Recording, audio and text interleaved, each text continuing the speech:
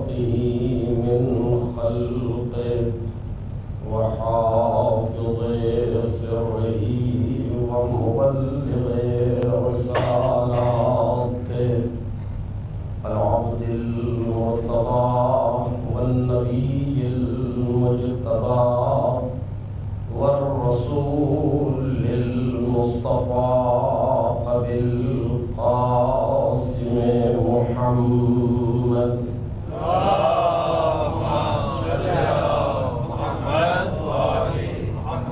وآله الأطيبين الأطهرين الأكرمين المعصومين المظلومين الذين أظهر الله عنهم الرجس وطهرهم تطهيرا.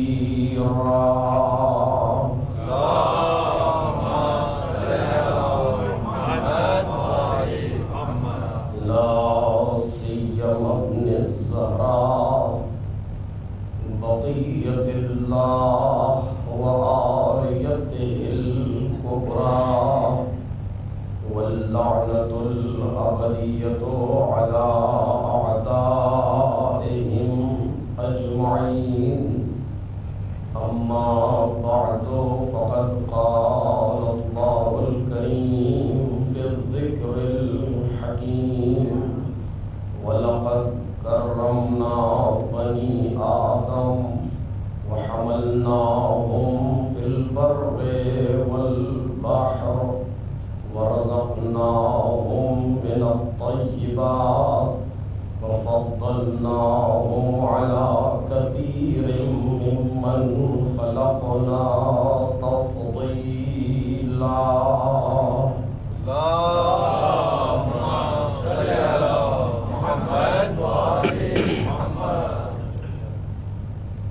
بزرگان محترم اور برادران عزیز، سورہ بنی اسرائیل کی اس آیت کریمہ کے ضمن میں ہماری گفتگو ہو رہی ہے، جس میں خالق کائنات کا یہ ارشاد ہے کہ ہم نے اولاد آدم کو کرامت اور بزرگی عطا کی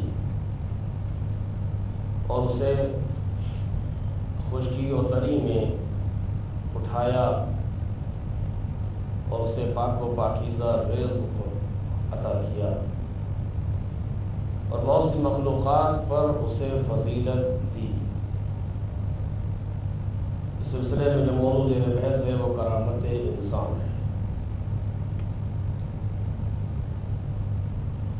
کل کی ہماری گفتگو اس منزل پر ہو رہی تھی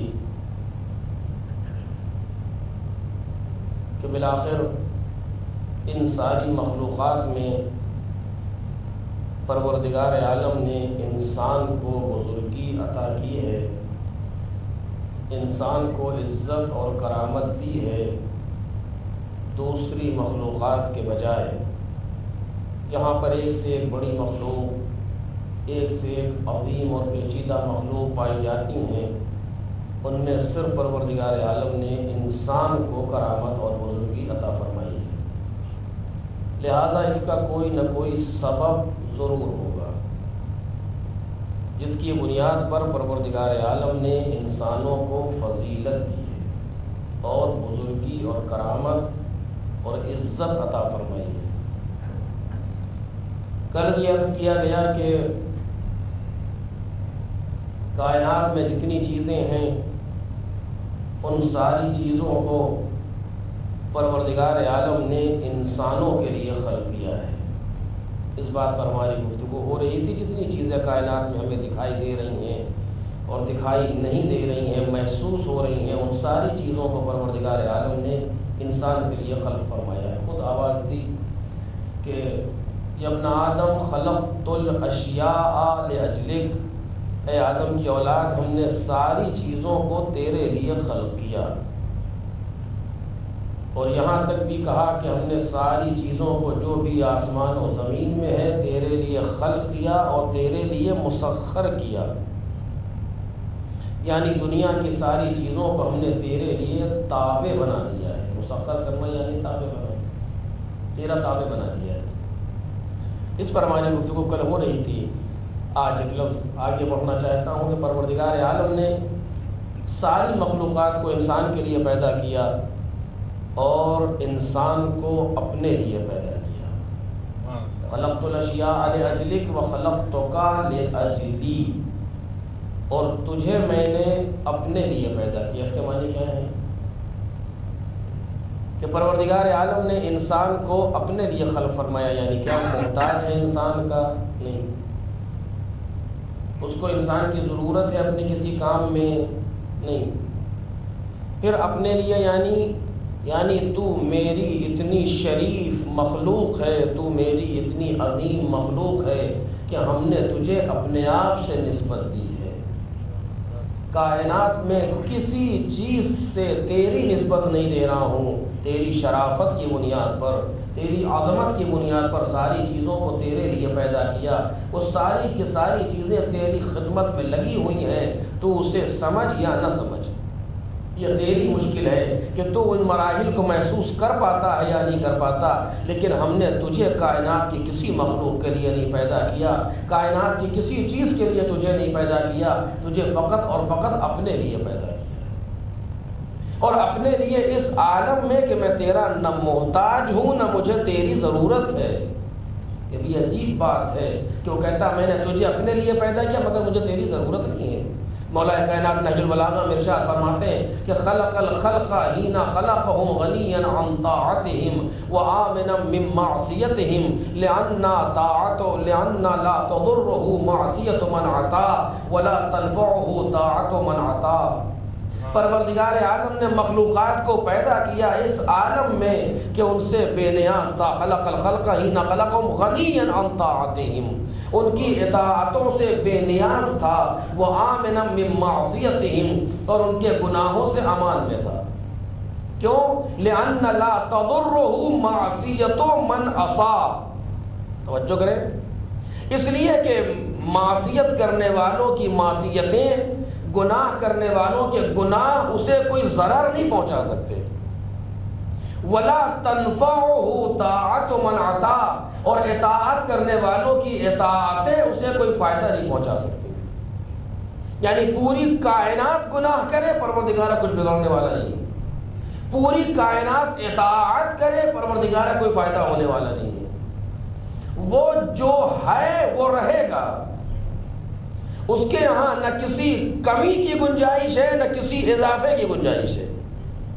اور یہاں تک یہ بحث ہے اچھی خاصی علم کلام میں، لیکن اسے برال بیان کا موقع نہیں ہے، کہ یہاں تک پروردگار عالم کے لیے ہے کہ پروردگار کی ذات میں کسی قسم کا تغیر نہیں پیدا ہوتا۔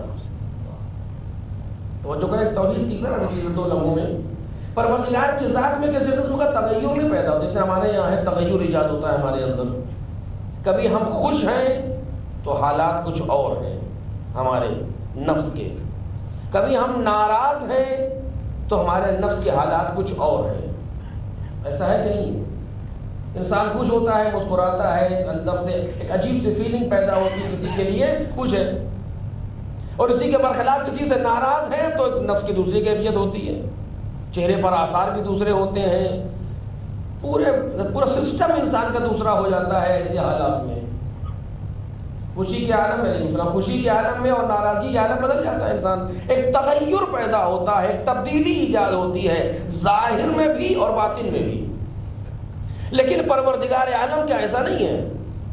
اگر پروردگار عالم خوش ہے یا پروردگار عالم ناراض ہے تو ہم محسوس کرتے ہیں کہ یا سریع الرضا، اے بہت جلد راضی ہونے والے، یا پروردگار عالم کے لیے کہ وہ غضب غیر المغضوب علیہم ولا الضالین، نہ ان لوگوں میں سے قرار جس پر پروردگار عالم کا غضب نازل ہوا، یعنی وہ غضب ناک بھی ہوتا ہے، وہ راضی بھی ہوتا ہے۔ ایسا نہیں ہے کہ جب غضب ناک ہے تو ایک حالات ہے اس کے، اور جب راضی ہو گیا تو دوسرے دوسرے حالات پیدا ہوئے. نہیں، پروردگار عالم کیا کسی قسم کی کوئی تبدیلی پیدا نہیں ہوتی.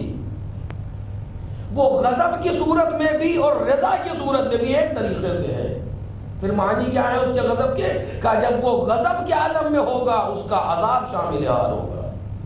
جب وہ رضا کے عالم میں ہے اس کی رحمت شامل حال ہے. رحمت اور غضب جو دونوں فعل الہی ہیں اس میں تبدیلی ہے، لیکن ذات پروردگار میں کوئی تبدیلی واقع نہیں ہوتی. ایک صلوات پڑھیں محمد اور آل محمد.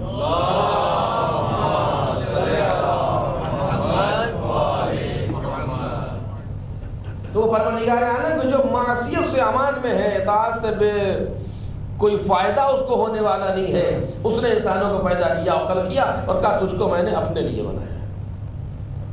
جبکہ بے امان ہے، بے ضرر ہے انسانوں سے، امان میں ہے اور بے ضرر ہے انسانوں سے. یہاں پر ایک لفظ کہوں آپ کے سامنے، کم از کم اتنا تو سمجھ میں آیا کہ پروردگار عالم کی شان یہ ہے کہ جہاں لوگوں کا کوئی نقش اور کوئی رول نہیں ہے. توجہ کیجئے، یعنی خدا کے مقابلے میں ہمارا کیا رول ہے؟ کچھ نہیں. اس نے جو کہا ہے ہمیں ماننا ہے. مانیں گے اپنا فائدہ، نہیں مانیں گے اپنا نقصان. ہم اسے مانیں وہ کچھ ہو جائے، جی نہیں. ہم اسے نہ مانیں وہ کچھ نہ رہے، جی نہیں. وہ جو ہے ہمارے ماننے اور نہ ماننے سے اس کی ذات پر کوئی فرق نہیں پڑتا. ایک عجیب بحث ہے. ہمارے ماننے اور نہ ماننے سے پروردگار عالم میں کوئی فرق نہیں پڑتا. ہم مان لیں گے تب بھی اسی طرح سے ہے، وہ نہیں مانیں گے تب بھی اسی طرح سے ہے. حتیٰ حالات میں تبدیلی نہیں ہوتی. غضب و رضا میں کیفیت اس کے ہاں تبدیل نہیں ہوتی کسی بھی طرح سے. کم از کم پروردگار کی شان معلوم ہوئی. توجہ کیجئے، خداوند عالم کی شان معلوم ہوئی کہ اس کی شان ایسی ہے کہ جہاں بندوں کا کوئی نقش نہیں ہے، مانے یا نہ مانے.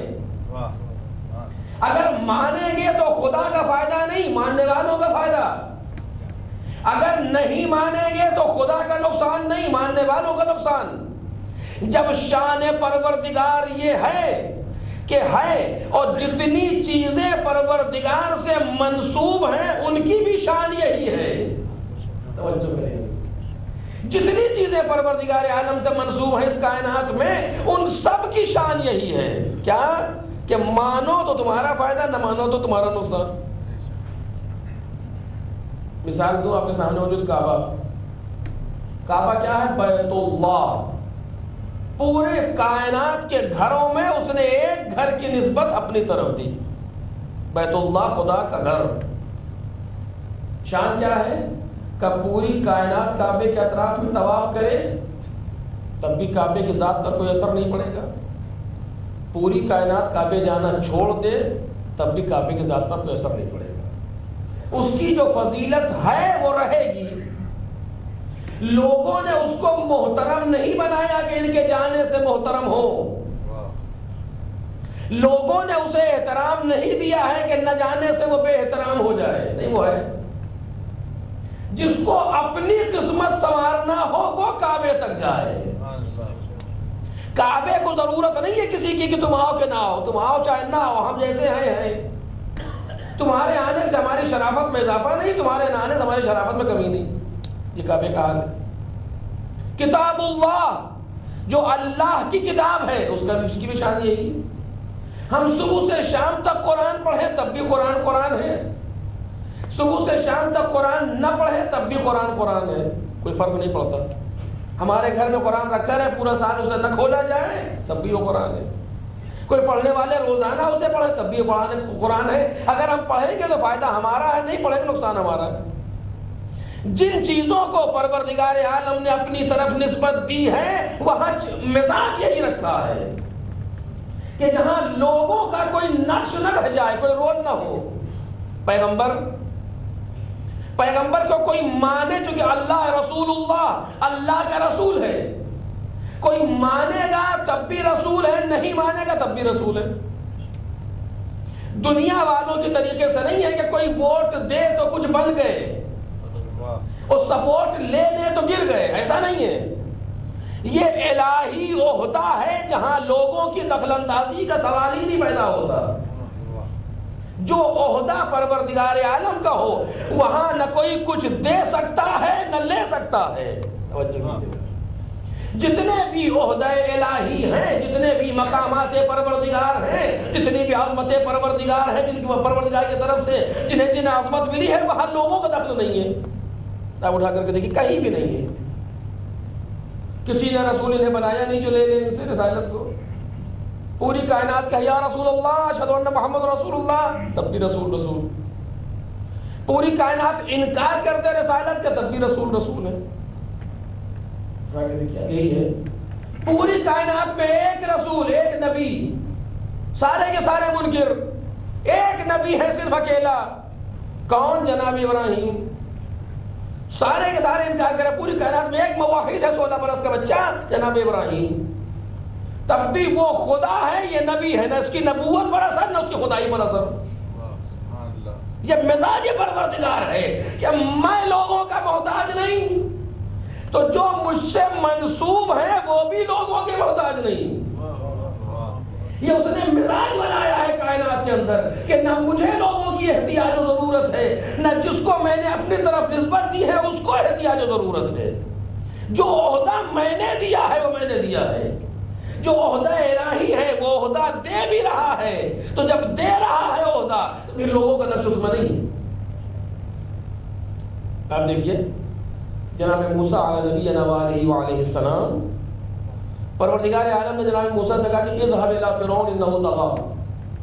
اے موسیٰ فرعون کے پاس جاؤ سمجھانے کے لیے، وہ باغی ہو گیا ہے، طاغی ہو گیا ہے.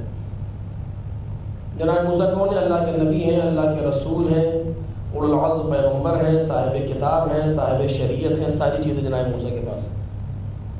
کلیم پروردگار ہیں، گفتگو ہوتی ہے پہاڑ پر جا کر کے پروردگار عالم سے، ساری چیزیں. خدا کیا کہتا ہے؟ موسیٰ اذهب الى فرعون انه طغى. فرعون کے پاس جاؤ، باغی ہو گیا ہے. کیا کیا؟ گئے؟ قرآن مجید کہتا ہے نہیں گئے. خدا کے کہنے کے باوجود نہیں گئے. پھر کیا ہوا؟ سوالات کی ایک لسٹ پیش کی جناب موسیٰ نے پروردگار کے سامنے. اچھا خاصے سوالات. رب اشرح لی صدری ویسر لی امری واحلل عقدۃ من لسانی یفقهوا قولی واجعل لی وزیرا من اہلی ہارون اخی واشدد به عذری واشرکہ فی امری کی نسبحک کثیرا ونذکرک کثیرا الی آخر. پروردگار عالم میرے سینے کو کشادہ کر دے، میری زبان کے گرہ کو کھول دے، میرے امر کو آسان کر دے تاکہ یہ لوگ میری بات کو سمجھ سکے. میرے بھائی ہارون جو میرے اہل میں سے ہے اس کو میرا وزیر بنا دے، میری پشت کو اس کے ذریعے سے قوی کر دے، میرے امر میں اسے شریک کر دے تاکہ ہم دونوں مل کر کے تیری عبادت. خدا نے کہا کہ فرعون کے پاس جاؤ، باغی ہو گیا ہے. سورۃ طٰہٰ اٹھا کے دیکھ لیجیے، پوری لسٹ پیش کی جناب موسیٰ نے پروردگار کے سامنے. واقعہ نہیں پڑھا تھا کہ کہہ چکا ہوں، لہٰذا دو جملے کہنا چاہ رہا ہوں. کیا کرے خدا؟ فرعون کے پاس تو بھیج نہیں. قد اعطیت سؤلک یا موسیٰ، تمہیں جو مانگا تھا سب دے دیا گیا، اور یہ ہم نے تم پر دوسری مرتبہ احسان کیا ہے. پروردگار نے یہ بیان کیا، دوسری مرتبہ احسان کیا. اب کیا ہوا؟ اذهبا الی فرعون انه طغى. تم دونوں جاؤ فرعون کے پاس کہ وہ باغی ہو گیا. ابھی تک اذهب واحد، اب اذهبا دونوں جاؤ. گئے؟ کہتا نہیں گئے. اب کیا؟ اننا نخاف ان یفرط علینا، ہمیں اس بات کا خوف ہے کہ وہ ہم پر زیادتی کرے گا. اب کیا کریں؟ پروردگار عالم کہتا ہے کہ تم دونوں جاؤ، انی معکما. سبحان اللہ سبحان اللہ. اچھا بات، اننی معکما، ہم تم دونوں کے ساتھ ہیں. اسمع و ارا، دیکھ بھی رہے ہیں سن بھی رہے ہیں. بس جیسے یہ کہا دونوں چل دیے. یعنی ایسا لگ رہا تھا کہ خصوصیت سے ساتھ مانگنا چاہ رہے تھے پروردگار عالم کا. ایک صلوات پڑھیں محمد اور آل محمد.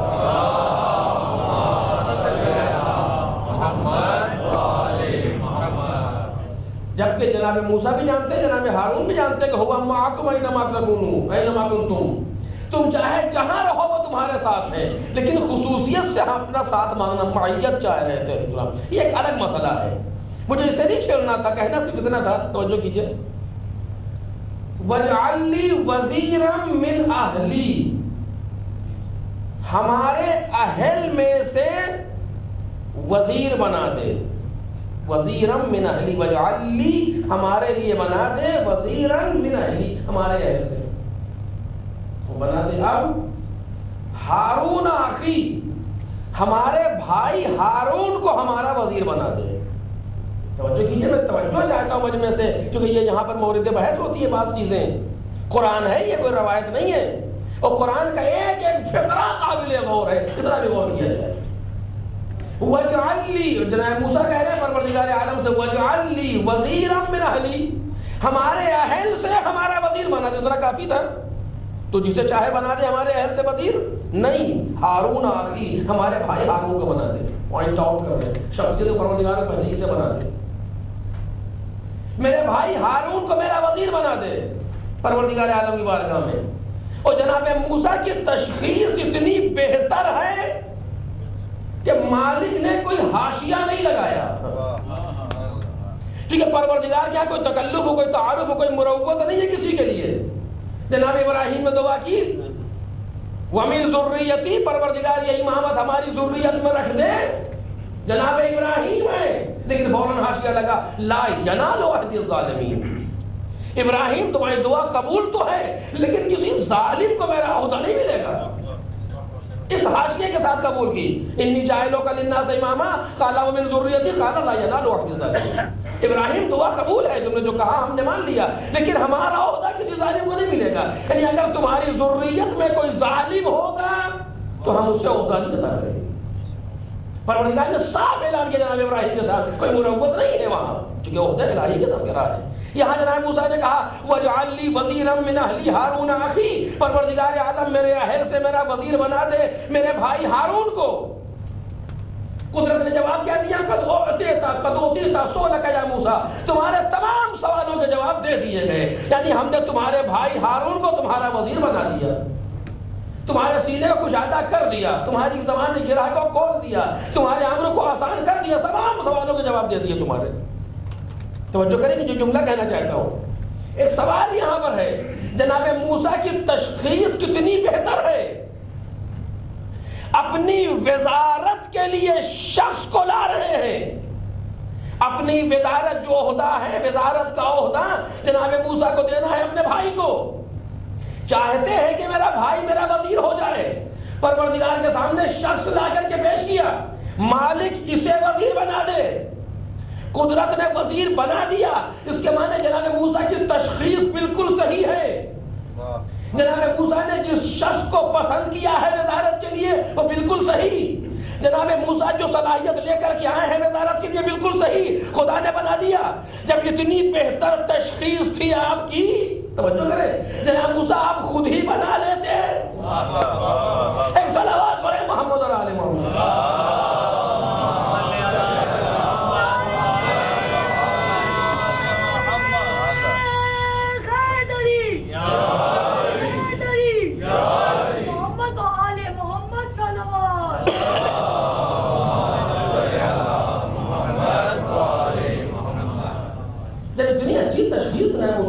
صحیح ہے، پروردگار بھی اور اللہ کے نبی بھی ہیں، اولو العزم پیغمبر ہیں، سارے علم لدنی رکھتے، ساری چیزیں ہیں، معصوم ہیں، قسمت کی تشخیص ہے، تو آپ بنا لیجئے۔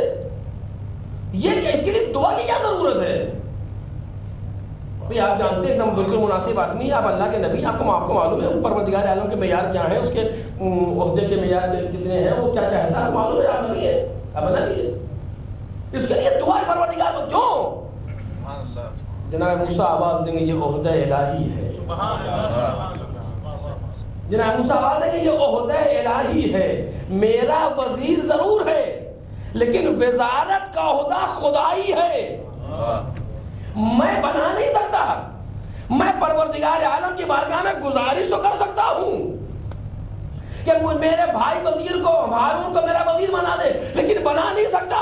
مثال سمجھ میں آیا کہ نبی ہو کر کے بھی، رسول ہو کر کے بھی، کلیم ہونے کے باوجود، صاحب شریعت ہونے کے باوجود، صاحب کتاب ہونے کے باوجود، اولو العزم پیغمبر ہونے کے باوجود اپنا وزیر اپنے سے نہیں بنا سکتے، چونکہ نہ اپنا عہدہ خود خود لے سکے ہیں، نہ اپنے وزیر کا عہدہ خود دے سکتے ہیں، پروردگار سے کہہ رہے ہیں تو بنا دے۔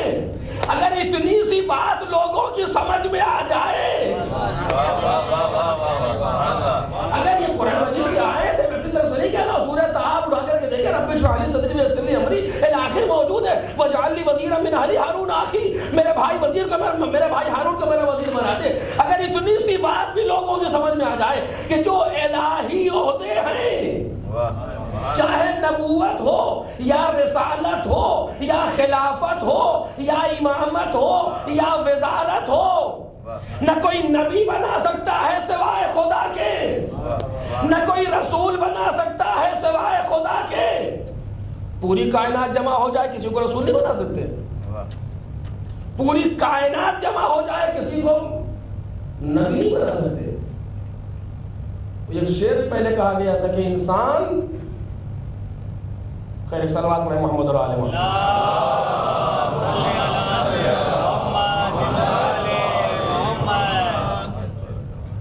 از عبادت نہیں توان اللہ شد، می توان موسیٰ کلیم اللہ شد۔ کہ عبادت کے ذریعے سے کوئی اللہ نہیں ہو سکتا، لیکن موسیٰ کلیم اللہ ہو سکتا ہے۔ اس شعر کو الٹ دیا گیا ہے، از عبادت می توان اللہ شد، نہیں توان موسیٰ کلیم اللہ شد۔ عبادت کے ذریعے سے کوئی موسیٰ کلیم اللہ تو نہیں ہو سکتا کائنات۔ کتنا ہی کوئی عبادت کرے، کتنا ہی علم کسی کے پاس ہو، لیکن نبی نہیں بن سکتا۔ نہ اسے کوئی نبی بنا سکتا ہے، نہ کوئی رسول بنا سکتا ہے۔ کیوں؟ یہ پروردگار کی طرف سے ہوتا ہے، جس کو چاہے عطا کرے۔ کسی کے بس میں نہیں نبی بنانا، کسی کے بس میں نہیں رسول بنانا۔ تو جب کوئی بنا نہیں سکتا تو پھر لے بھی نہیں سکتا عہدے کو۔ اسی طریقے سے کوئی خلیفہ بنا نہیں سکتا، انی جاعل فی الارض خلیفہ، زمین پر ہم خلیفہ بنانے والے، سبحان اللہ، سبحان اللہ، ابھی اور کبھی ہمیشہ۔ بلندتر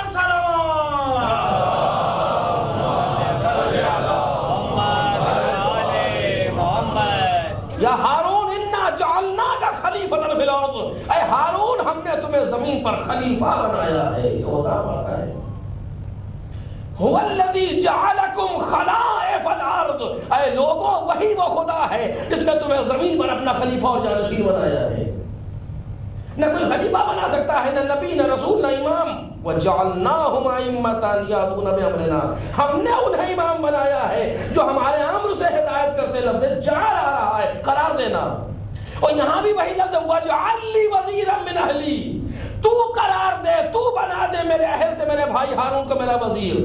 یعنی بتانا یہ ہے کہ میں موسیٰ ہونے کے باوجود، میں اولو العزم پیغمبر ہونے کے باوجود اپنی مرضی سے اپنے بھائی کو، کوئی غیر بھی نہیں، اپنے بھائی کو اپنا وزیر نہیں بنا سکتا۔ کیوں؟ اس لیے کہ عہدہ الہی ہے، اگر بنائے گا تو وہی بنائے گا۔ اگر اتنی سی بات بھی لوگوں کی سمجھ میں آ جائے کہ موسیٰ ہو کر کے اپنا وزیر نہ بنا سکے، امت کو کس نے حق دے دیا کہ نبی کے لیے وزیر بنا دے؟ ایک صلوات پڑھ دے محمد اور آل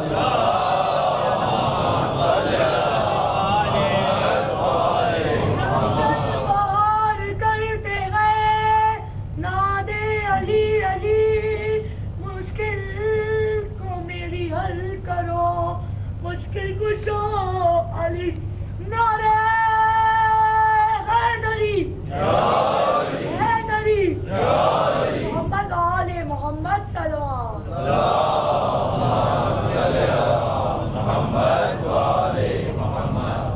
وَاجْعَلْ لِي وَزِيرًا مِّنْ أَهْلِي، تو بنا دے۔ یعنی یہ تیرا ہوتا ہے، میرے بس کی بات نہیں ہے، یعنی اختیار نہیں ہے، اور اگر بنا دیا تو غیر قانونی ہے، غیر قانونی ہے۔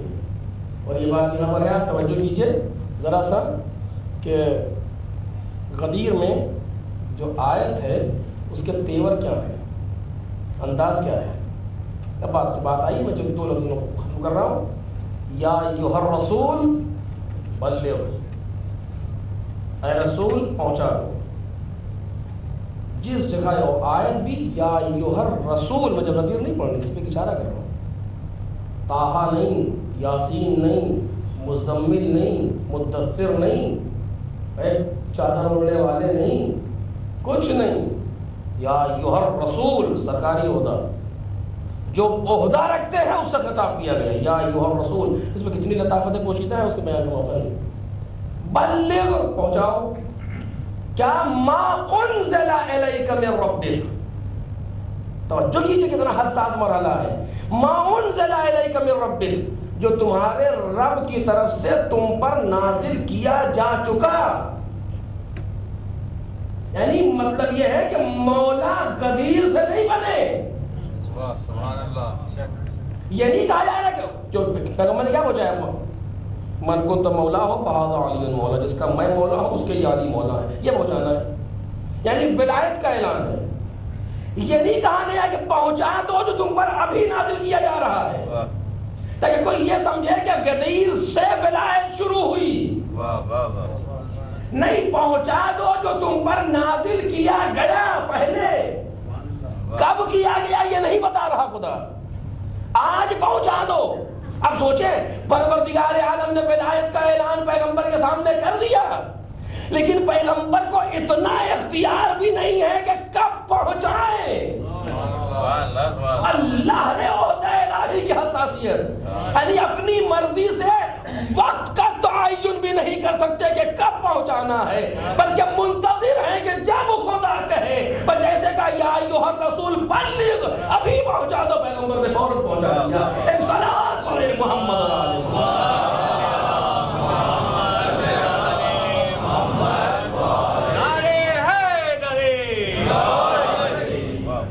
یہ عہدہ الہی ہے, کھیل نہیں ہے, کوئی شوخی نہیں ہے جس کو جو چاہے بنا دے, گرا دے, ہٹا دے, بگاڑ دے. ایسا نہیں, یہ پروردگار کا عہدہ ہے, خبردار. یعنی حتیٰ نبی کے لیے ٹائم کا, وقت کا تعین بھی پروردگار عالم کر رہا ہے. یا ایھا الرسول بلغ ما انزل. جب پہنچانا آج تھا تو پہلے کیوں نازل کیا؟ کہیں تو نہیں آیا یہ کہ رسول اس نماز کو پہنچا دو جو تم پر پہلے سے بیان کر دی گئی, جبکہ سارے احکام ایسے ہی ہیں, لیکن نہیں کہہ رہا. یہاں کیوں کہہ رہا ہے؟ تاکہ تمہیں معلوم ہو کہ وقت کا تعین بھی ہمارے عہدے میں ہم خود کریں گے. تمہیں اتنا بھی اختیار نہیں کہ آگے کہہ دو یا پیچھے کہہ دو, یہی روک لو جہاں لوگ ہیں. مالک جو آگے ہیں کہ پیچھے آئیں, جو پیچھے رہ گئے ہیں ان کا انتظار کرو کہ آگے آئیں. اتنا پیغمبر نہیں کر سکتے کہ لوگوں کو روک کر کے آگے چلے جائیں. نہیں, تم ٹھہرو, لوگ واپس ہوں. اتنی تشخیص, اللہ اکبر, اتنا پوائنٹ ہے. پیغمبر یہ نہیں کر سکتے. دیکھیں اب جب جانا ادھر ہی ہے, یہ 1.25 لاکھ مجمع کم تو نہیں ہوتا. اس زمانے میں اونٹ پر, گھوڑوں پر لوگ جا رہے ہیں, پیدل جا رہے ہیں, ادھر ہی جا رہے ہیں, جلدی دھوپ, تو آپ کیا کہیے, آپ ادھر ہی جا ہی رہے تو روک دیجئے مجمع کو, رکو ہمارے وہاں جا کے بیان کر دیجئے. نہیں, جو آگے ہیں واپس آئیں. سبحان اللہ, سبحان اللہ. جہاں یہ آیت آ گئی, پیغمبر کو ایک قدم آگے نہیں بڑھنے دیا. حساسیت ہو گئی, خبردار, آگے بھی یہی ٹھہر جاؤ. کوئی وہ آگے ہے گا, انہیں واپس آنا ہوگا. ہمارا مورد یہ ہے کہ اس جگہ بیان ہو, جو پیچھے ہے گا وہ آگے آئیں گے. کم از کم مزاج بن جائے کہ بات ایسی کہنا ہے جس میں آگے جانا بھی خطرناک, پیچھے رہنا بھی خطرناک.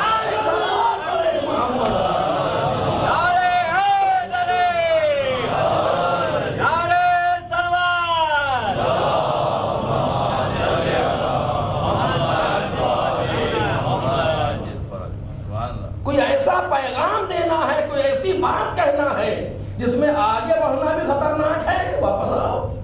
پیچھے رہنا بھی خطرناک ہے, آگے بڑھو. اگر آگے بڑھ گئے تو پیچھے آؤ, پیچھے رہ گئے تو آگے بڑھو. کسی ایک مرکز وحدت پر جمع ہو, ایک سینٹرل پوائنٹ, ایک نقطہ مرکزی پر جمع ہو. اور عجیب بات ہے, مولا کائنات نے بھی یہی کہا, بات سے بات نکل آئی, مولا کائنات نے بھی یہی کہا کہ ہلاک فی رجلان, ہمارے سلسلے میں 2 طرح کے لوگ گمراہ ہوئے. محب غال, وہ دوست جو آگے بڑھ گیا, وہ مبغض قال, وہ دشمن جو پیچھے رہ گیا. دونوں طرح کے لوگ گمراہ ہوئے, نہ آگے جانا مناسب, نہ پیچھے رہنا مناسب. ولایت کا مسئلہ بس ولایت کا مسئلہ ہے, نہ شرک کی طرف جانا ہے, نہ تقصیر کی طرف جانا ہے. ایک صلوات پڑھے محمد علیہ.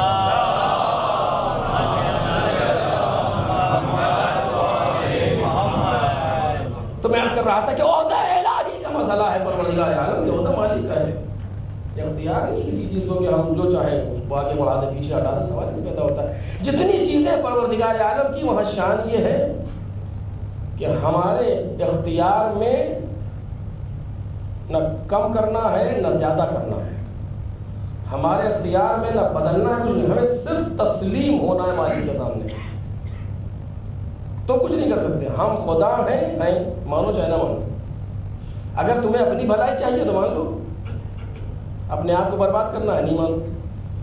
ہم نے اسے نبی بنایا ہے، یہ نبی ہے، ہم نہیں مانے کہ مانو چاہے جہنم میں جاؤ، اس سے بحث نہیں ہے، یہ نبی ہے۔ تمہیں اگر اپنا فائدہ لینا ہے تو اسے نبی ماننا پڑے گا۔ ہمیں یہ اچھا نہیں لگ رہا کہ دوسرا بنا دے گا، یہ ہو ہی نہیں سکتا، یہ سب نہیں، جو ہم نے بنا دیا یہ تمہیں ماننا ہے۔ تمہارا نقش بنانے اور نہ بنانے میں ہے ہی نہیں، تمہارا رول، تمہارا اختیار کسی کو بنانے نہ بنانے میں نہیں ہے۔ ہمارا اور آپ کا اختیار صرف اتنا ہے کہ ہم مانے یا نہ مانے، یہاں تمہیں اختیار ہے۔ یہ ہمارا نبی ہے، اچھا لگتا ہے تمہیں، اچھا نہیں لگتا، اس سے بحث نہیں ہے، یہ ہمارا نبی ہے، تمہیں ماننا ہو مانو، نہیں ماننا ہو نہیں مانو، تمہارے ماننے نہ ماننے میں ہم دخالت نہیں دیں گے۔ توجہ کیجئے، تم تسلیم کرتے ہو ٹھیک ہے، تسلیم نہیں کرتے ہو تب بھی ٹھیک ہے، ہمیں پریشانی نہیں ہے کہ تم مان لو، اور نہ ہمیں اس سے بھی الجھن ہے کہ تم نہیں مانو، کچھ نہیں، مان لیا الحمدللہ، نہیں مانا پھر بھی الحمدللہ۔ کیوں؟ کیونکہ ماننے سے نبی کی ذات پر اثر نہیں پڑے گا، نہ ماننے سے اسی ذات پر اثر نہیں پڑے گا۔ مانو گے تو راستہ یہ ہے جو بہشت پہ جا کے ختم ہوگا، نہیں مانو گے راستہ یہ ہے جو جہنم پہ جا کے ختم ہوگا۔ اس سے نہ ہماری ذات پر کوئی اثر ہے نہ ہمارے نبی کی ذات پر کوئی اثر ہے۔ مانو گے تمہارا فائدہ، نہیں مانو گے تمہارا فائدہ، یہ ہمارا دین ہے، اسلام ہے، یہاں سے شروع ہوتا ہے یہاں پہ ختم ہوتا ہے۔ اگر تمہیں ماننا ہے تو مانو، لا اکراہ فی الدین، کوئی جبر نہیں ہے دین میں، یعنی ہمیں اس کی پرواہ نہیں کہ سارے کے سارے بہشت چلے جائیں۔ عزیزوں میں خطابت و شوخی نہیں کر رہا ہوں، حقیقت آپ کے سامنے بیان کر رہا ہوں، ہمیں اس کی ضرورت نہیں ہے کہ سارے کے سارے بہشت میں آ جائیں۔ اگر ہم جنت میں لانا چاہتے تو کون جہنم میں جا سکتا تھا؟ اگر ہم یہ طے کر لیتے سب کو جنت میں لانا ہے تو تم کیا جہنم میں چلے جاتے، سوال ہی نہیں پیدا ہوتا۔ ہم نے طے کر لیا ہے کہ آنکھ سے دیکھنا ہے تو تم کان سے نہیں دیکھ سکتے، تو جو خدا یہ طے کر سکتا ہے کہ ہم آنکھ سے دیکھیں تو کان سے نہیں دیکھ سکتے، وہ خدا اگر یہ طے کر لیتا کہ ہمیں جنت میں جانا ہے تو جہنم میں کیسے جاتے؟ کہ ہم نے یہ طے نہیں کیا ہے، ہم نے یہ طے کیا ہے جہاں جانا ہے آنکھ کھول کے جاؤ، راستہ بتانا ہماری ذمہ داری، راہبر لانا ہماری ذمہ داری، قانون دینا ہماری ذمہ داری، یہ سب بتائیں گے، اختیار تمہارا ہے، لیکن تمہارا اختیار چلنے نہ چلنے میں ہے، راہبر بنانے نہ بنانے میں نہیں ہے۔ ایک صلوات پڑھے محمد اور آل محمد۔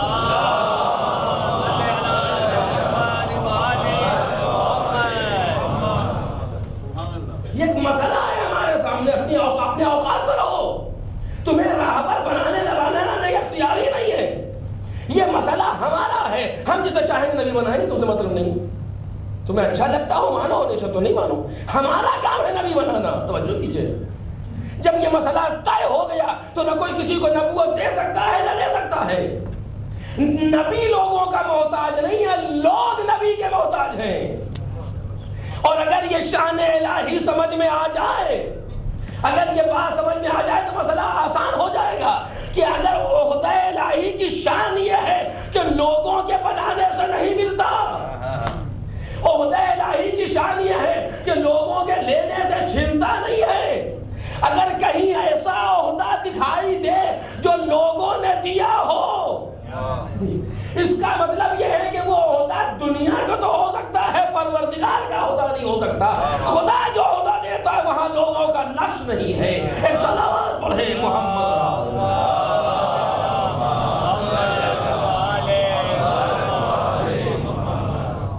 خدا کے یہاں کوئی الیکٹڈ ہادی ہے ہی نہیں، جتنے ہادی جتنے راہبر سب سلیکٹڈ ہے پروردگار عالم کے، وہاں الیکشن کا امکان ہی نہیں ہے کہ سارے لوگ جمع ہو جائیں تو فلاں انسان ہادی بن گیا، ایسا نہیں ہے۔ اور جس نے ہادی اس کو بنا دیا ہے بنا دیا، تمہیں تسلیم کرنا ہو کرو۔ اب اس جگہ پر جا کر کے دیکھیں، نبی کی شان یہ ہے کہ لوگ نہیں بنا سکتے، رسول کی شان یہ ہے کہ اسے لوگ نہیں بنا سکتے، وزیر کی شان یہ ہے کہ اسے لوگ نہیں بنا سکتے، اس کے معنی یہ ہے کہ سارے انبیاء جناب موسیٰ جیسا انسان اپنا وزیر نہیں بنا سکتا۔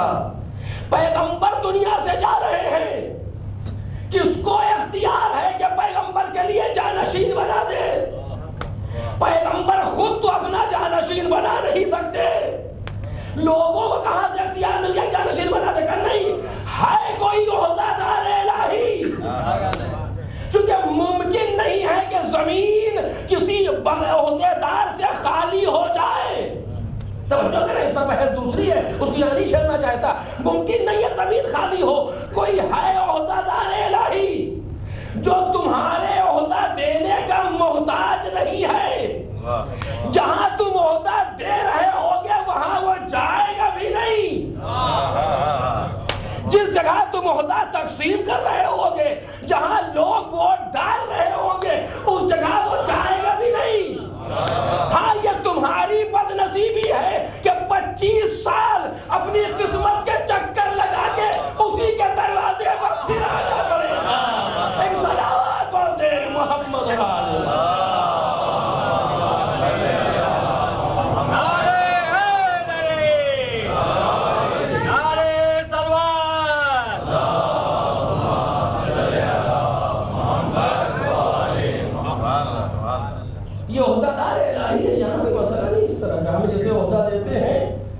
تمہارا کوئی نقش نہیں ہے اس میں کہ تم لو یا نہ لو، تو بحث نہیں ہے۔ تم نے مان لیا کہ ذمہ داری کو سنبھال لے گا اور تمہیں راہ نجات سے قریب کر دے گا۔ تم نہیں مانو گے اس کی ذمہ داری، یہ گھر بیٹھ جانا، یہ گھر بیٹھ جائے گا، لیکن اس کے گھر بیٹھنے سے اس کا عہدہ نہیں چھنے گا۔ تمہارے تخت لے لینے سے اس کا عہدہ نہیں جائے گا۔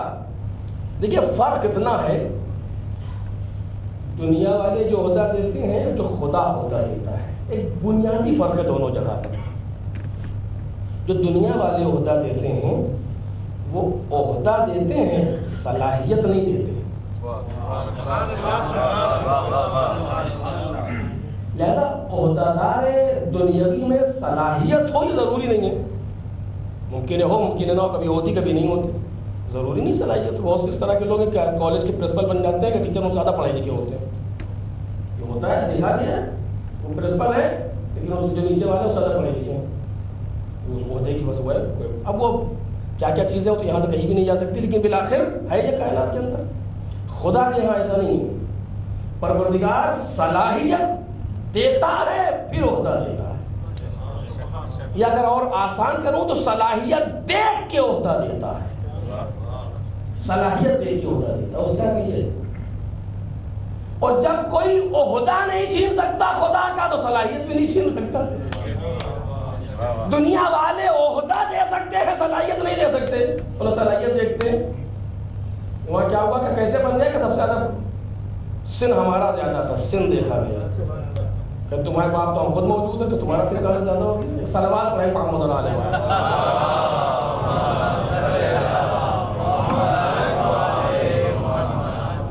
دنیا صلاحیت نہیں دے سکتی، پروردگار عالم صلاحیت دیکھتے دیتا ہے۔ وہاں دیکھ لیجیے، تخت چھین لیا، منبر چھین لیا، محراب چھین لی، سب کچھ ہو گیا، مصلی لے لیا، لیکن صلاحیت نہیں دے سکے۔ جب بھی کوئی مشکل پڑی، جب بھی کوئی مشکل آئی، در یہی سمجھ گیا یہ کیا ہوا بالآخر، یہ کیسے ہوا؟ آپ کو سب نے مل کے کسی کو بنا دیا، تو اب یہ کیا؟ کہ بھئی یہی تو کمال الہی ہے، یہی تو مزاج پروردگار ہے۔ ہم جسے بنائیں گے دنیا کی ساری پیشانیاں وہاں خم کر دیں گے۔ جب بھی تم نے لے لیا لے لو، لے جاؤ۔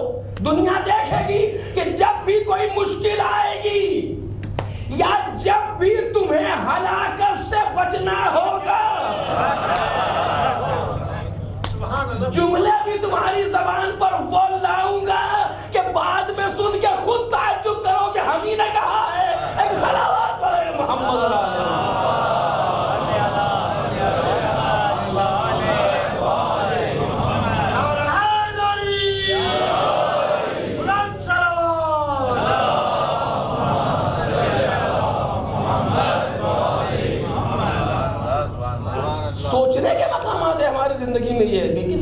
ہوا کہ جملے بھی وہ تمہاری زبان پر لاؤں گا کہ بعد میں سوچو تو خود تعجب کرو کہ میں نے کہا کیا. جسے ہلاکت سے بچنا ہو اس دروازے پر آئے. چونکہ دنیا لے سکتی ہے عہدے کو، دے سکتی ہے عہدے کو، لیکن ہلاکت سے کسی کو بچا نہیں سکتی، کیونکہ یہ مسئلہ دوسرا ہے. یہ عالم ملک سے عالم ملکوت کا مسئلہ ہے. جس کی نگاہیں صرف عالم ملک پر ہوں وہ ملکوت سے کسی کو بچا نہیں سکتا. یہاں وہ چاہیے کہ جو یہاں کے راستے سے بھی واقف ہو، وہاں کے راستے سے بھی واقف ہو. جب لے کے چلے تو ایسا لے کے چلے کہ جہاں سے جا رہا ہے وہ جگہ بھی جانتا ہو، جہاں جا رہا ہے ڈیسٹینیشن وہ جگہ بھی جانتا ہو. جب دونوں کا جاننے والا ہوگا تو صحیح راستے پر لے کر کے جائے گا. ایک صلوات پڑھ دیں محمد.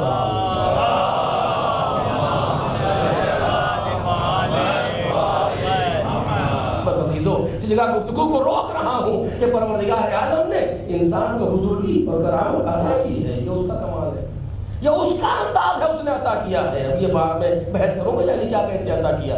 پروردگار عالم نے انسان کو عظمت عطا کی ہے، انسان کو کائنات کے اندر بزرگی عطا کی ہے. اس کے معنی یہ ہے، اس کا مطلب یہ ہے کہ کچھ نہ کچھ ہے جس کی بنیاد پر پروردگار عالم نے انسان کو یہ کرامت اور بزرگی عطا کی. یعنی اس کے معنی یہ ہے کہ انسان صرف اتنا نہیں ہے جتنا ہم سمجھ رہے ہیں. کل انشاءاللہ اس جگہ سے گفتگو کروں گا. انسان صرف اتنا نہیں جتنا محسوس کر رہے ہیں. اگر اتنا ہی ہے تو پھر کائنات کی بڑی بڑی مخلوقات موجود ہیں اس میں. ہمارا کیا نقشہ ہے، ہم کیا ہیں اس کے اندر کہ جو ہم کو کرامت عطا کی جائے، بزرگی عطا کی جائے. لقد کرمنا بنی آدم، لقد کرمنا السماوات والارض، کیوں نہیں؟ ہم نے زمین اور آسمان کو کرامت عطا کی ہے. لقد کرمنا بنی آدم، ہم نے اولاد آدم کو کچھ نہ کچھ اس کے اندر ہونا چاہیے. اور اگر صرف دیکھیں، اب یہ آخری بات کہہ رہا ہوں تو تمام ہو گیا کہ ہماری زندگی میں کیا ہے صبح سے شام تک؟ کھانا پینا، سونا جاگنا، چلنا پھرنا، اٹھنا بیٹھنا، بیوی بچے، مکان دکان، بس یہ خلاصہ. اگر اتنے ہی کا نام ہے بنی آدم تو بالآخر یہ کرامت کس لیے؟ جتنے حیوان ہیں، جانور، سارے یہ سب کچھ کرتے ہیں. کھانا پینا، چلنا پھرنا، سونا جاگنا، اٹھنا بیٹھنا، سب ان کے یہاں پایا جاتا ہے. بعض اوقات ہم سے اچھا پایا جاتا ہے. اتنا منظم ہے وہ کہ ہم تو غیر منظم ہیں. جو پروردگار عالم نے ہمارے لیے غذا رکھی تھی، کبھی کھائی کبھی نہیں کھائی، کبھی الٹا سیدھا کھایا، لیکن ان کے لیے جو مالک نے معین کر دیا اس نے آج تک نوزر نہیں کیا. نہ آج تک شیر نے گھاس کھانا شروع کیا، نہ گائے نے گوشت کھانا شروع کیا. جو خدا نے اس کے لیے حلال کر دیا آج تک اسی حلال میں لگے ہوئے. جو خدا نے ہمارے لیے حلال کیا ہم نے کبھی حلال کیا کبھی حرام کیا. لیکن لقد کرمنا بنی آدم، یہ کیسے ہے؟ لقد کرمنا بنی آدم، ہم نے اولاد آدم کو کرامت عطا کی. کون سی کرامت عطا کی؟ وہ تو بہتر ہے بعض چیزوں میں. ہمارے پاس عقل ہے تو جو بے عقل ہو کر کے اتنا صحیح چل رہا ہے، اگر عقل لے کر کے برے تو اور بدتر ہو گئی ہے. تو صلوات علی محمد اور آل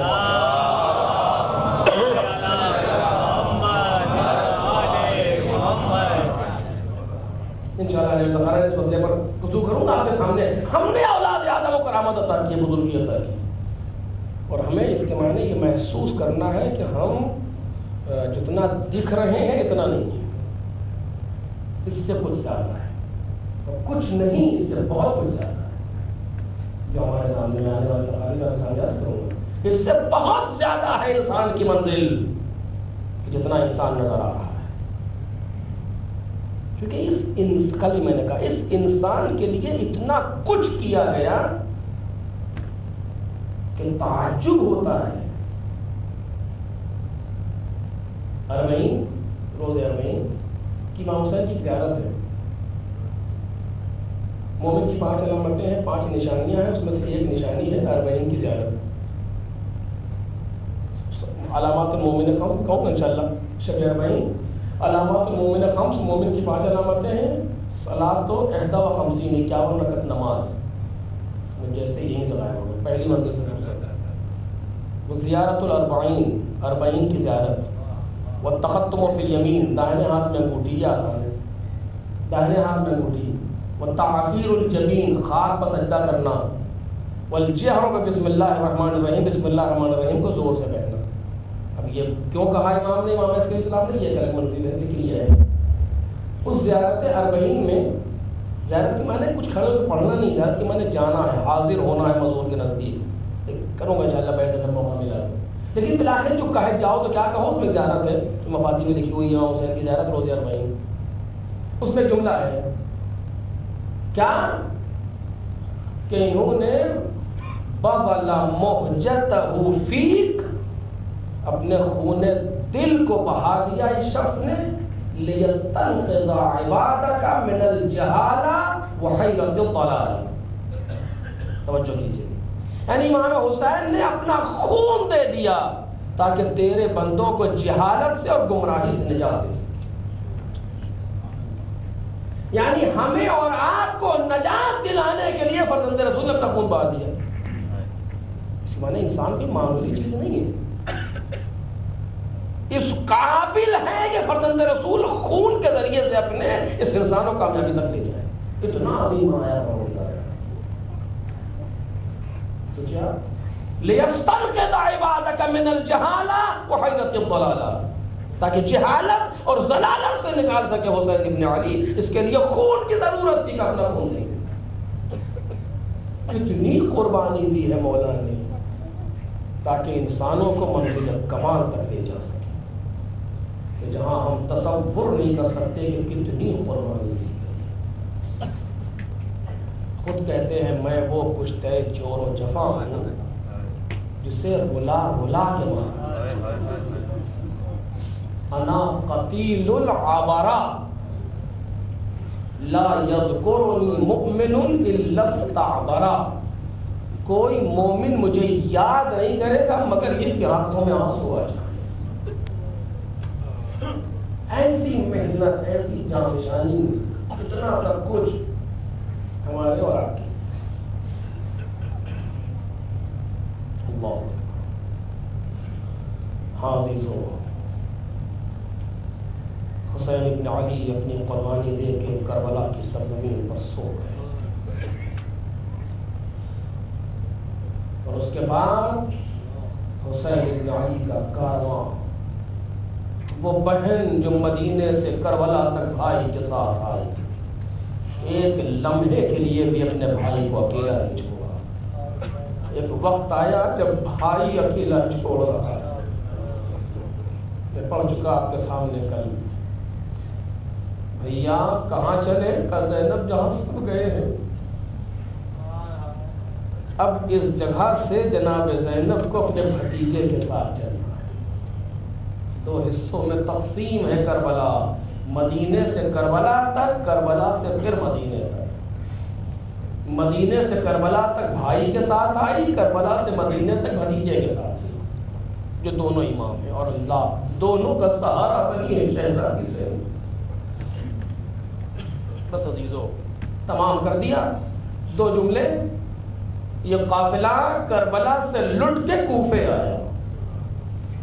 کوفہ وہ مقام ہے جہاں جناب زینب کبھی شہزادی تھی۔ مولا کائنات نے جب دار الخلافہ کوفہ بنایا، اہل عرب کوفے آئے، اور وہاں پر آج جناب زینب و تمام اسرا کو لایا گیا ہے۔ علی کی بہو بیٹیاں کوفے میں واہ محمدہ واہ علیہ کے نعرے لگا رہی ہیں، دشمن تالیاں بجا رہے ہیں۔ کوفے میں اعلان کیا گیا کہ کوفے والوں مسجد کوفہ میں جمع ہو جاؤ، ابن زیاد تم سے کچھ کہے گا۔ ساری مسجد کوفے والوں سے چھلک گئی، اللہ رے بے غیرتی، ساری مسجد کوفے والوں سے بھر گئی، ہزاروں کا مجمع ہے مسجد میں۔ ابن زیاد مسجد میں آیا، منبر پر گیا، اور جانے کے بعد اس ملعون نے گفتگو شروع کی۔ کیا کہوں، کیسے پڑھوں آپ کے سامنے، لیکن کیا کروں، لکھے ہیں یہ جملے تاریخ کے اندر۔ منبر پر آیا اور آنے کے بعد خطبہ پڑھ رہا ہے، اور کہتا ہے پر اس خدا کا شکر ہے جس نے یزید کو، اب اسے جو جملے کہے میں نہیں کہہ سکتا، جس نے یزید کو کامیاب کیا اور حسین کو ناکام کیا۔ اور حسین کیوں نہ ناکام ہوتے؟ اس لیے کہ وہ ایسے تھے. اب وہ کیسے تھے جملے زبان پر نہیں آ سکتے. آپ جواب سے اگر سمجھ لیں تو سمجھ لیں جو جواب دیا دینے والے نے. اور پورا مجمع ابن زیاد کی اس بیہودہ گفتگو کو سن رہا ہے. کسی میں ہمت نہیں کوئی کچھ کہے. اللہ یہ وہ ایسے لوگ موجود ہیں جنہوں نے مولا کائنات کا زمانہ دیکھا ہے،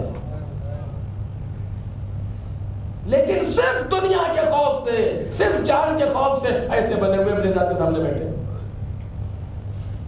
اس کے بعد کہتا ہے کہ حسین کیوں نہ ناکام ہوتے چونکہ ایسے تھے، اور حسین ہی نہیں ان کے باپ بھی ایسے تھے.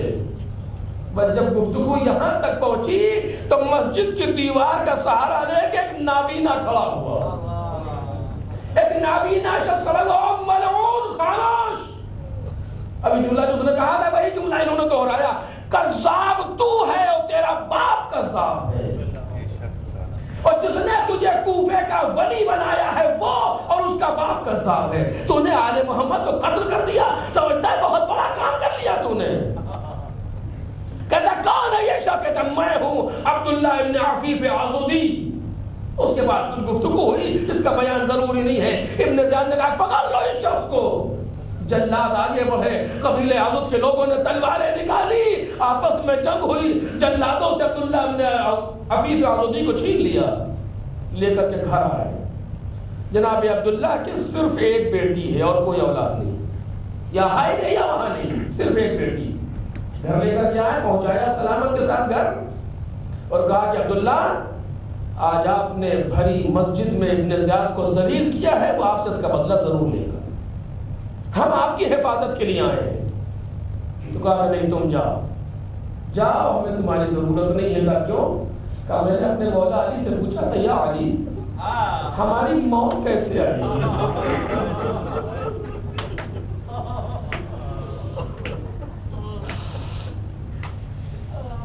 میں نے پوچھا تھا یا علی ہماری موت کیسے آئے گی؟ تو میرے مولا نے کہا تھا عبداللہ میرے حق پر لڑتے لڑتے آئے. میں جمل میں گیا، میری داہنی آنکھ میں تیر لگا، آنکھ چلی گئی. میں صفین میں آیا، علی بن ابی طالب کے ساتھ میری بائیں آنکھ میں تیر لگا، وہ آنکھ بھی چلی گئی. میں سوچا کرتا تھا کہ اب میرے آنکھیں تو نہیں ہیں، میں علی کے حق پر اب کیسے لڑوں گا آخر. لیکن آج مجھے پتا چلا کہ میں بچا نہیں تھا، مجھے بچایا گیا.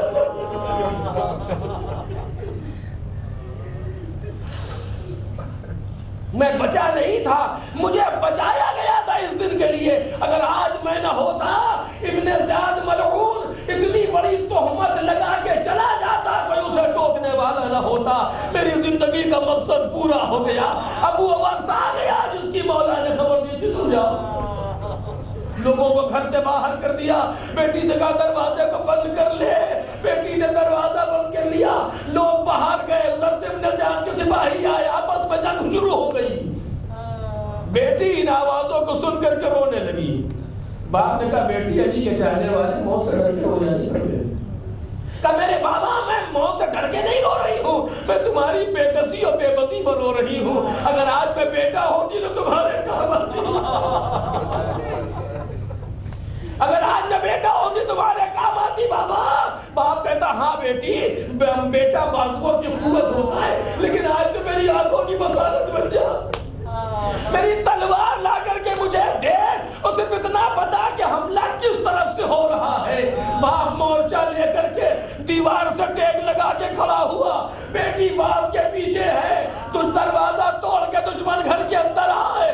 بیٹی نے کہا بابا داہنی جانب سے حملہ ہو رہا ہے. علی کے شیر نے مورچہ لیا، کچھ دیر میں سر تن سے غائب ہو گیا.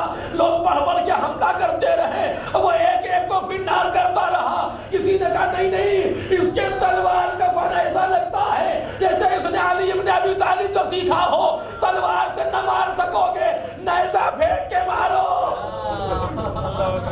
میں اتنا سننا تھا. بیٹی نے کہا بابا آپ نے کچھ سنا؟ کہا میری لال وہ وقت آ گیا جس کی مولا نے خبر دی تھی. ایسا کر تو حجرے میں چلی جا، جا کے دروازے کو اندر سے بند کر لے. اے عبداللہ یہ کیوں کہا؟ عبداللہ آواز دے کہ باپ ہوں. ارے سینے میں باپ کا دل ہے.